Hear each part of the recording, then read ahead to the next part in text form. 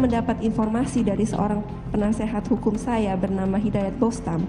Ada satu orang bernama Amir Papatila SH mengaku pernah melihat Arif memberikan bungkusan kantong plastik hitam kepada Rangga di parkiran Sarinah sehari sebelum. Coba tenang ya, tenang, supaya nggak ganggu persidangan, ya. Semuanya tenang. Silakan. Terima kasih yang mulia. Ya, saya ulangi, saya mendapat informasi dari salah seorang penasehat hukum saya bernama Hidayat Bostam. Ada satu orang bernama Amir Papalia SH mengaku pernah melihat Arif memberikan bungkusan kantong plastik hitam kepada Rangga di parkiran Sarinah sehari sebelum Mirna meninggal, yaitu tanggal 5 Januari 2016. Yang nggak jelas, nggak berdasar, dan ini merupakan fitnah gitu loh. Kalau Rangga 5 Januari sehari sebelum Mirna meninggal ada di mana? Kalau saya itu kebetulan emang lagi libur. Saya paling itu di rumah sampai sore. Bosen-bosen paling saya main warnet. Iya, saya main game online. Sempat ketemu siapa waktu 5 Januari? Orang lain misalnya? Rangga menemui siapa orang? Nggak pernah.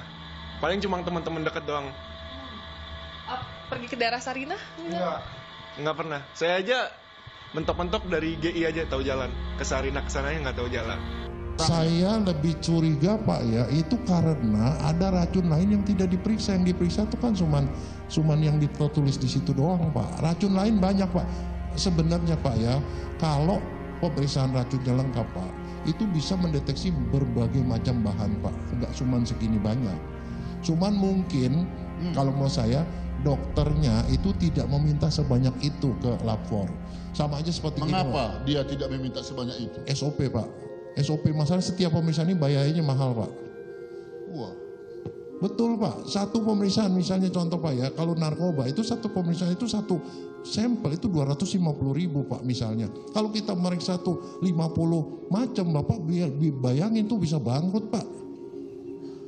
Itu kedokteran forensik selalu gitu, mereka akhirnya terpaksa Pak memilih beberapa yang paling umum. Kalau itu negatif semua kita bilang mungkin keracunan tapi racun yang lain kita nggak tahu Pak. Yang menghidangkan kopi es Vietnam itu kan server ya? Iya, server. Runner Agustri. Ya, kan waktu itu siapa namanya? Agus Triono ya.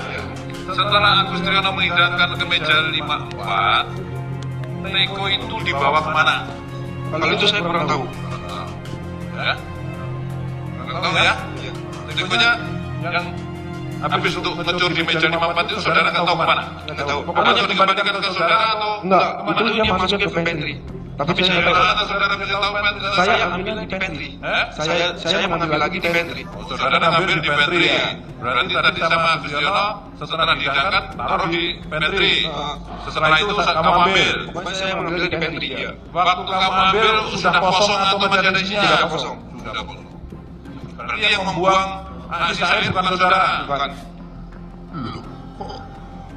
Tadi saudara bilang saudara yang membuang. Itu kalau memang ada isinya. Kalau misalnya penyampaian langsung ke saya yang buang. Kalau ada isinya.